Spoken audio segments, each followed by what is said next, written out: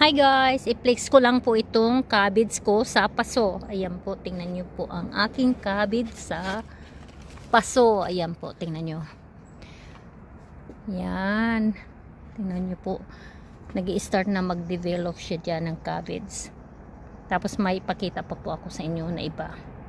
Tapos ito po yung tatlo. 4 po itong cabbage na to. Ayan, tingnan nyo po. Yan. 4 po itong cabbage na to. Ayan, ang ganda po. Malaki-laking paso po to sa isa. Ayan. Ayan, may cabbage na siya. Ayan, tingnan niyo po. Usog natin dito banda para maarawan. Ayan, tingnan niyo po. Yung isang cabbage ko nandoon. Tapos, nandito yung tatlo. Tapos, ito po ang aking sili. Ayan. Tingnan nyo po yung sili.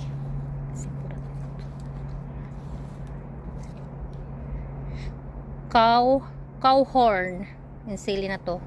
Kaya mahaba siya. Medyo maanghang siya. Mild. Mild po siya. Ayan. Tingnan nyo. Tingnan nyo po.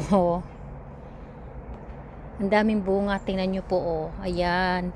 Daming bunga. Masipag siya mamunga.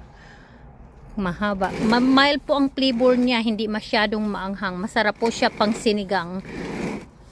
Ang pangalan niya po, cow horn. Talagang maganda siya, masipag mamunga at saka malalaking sili. Tingnan niyo po, yan. Ang ganda. Ito napakalaki. Alright, thank you guys for watching. God bless po. Bye!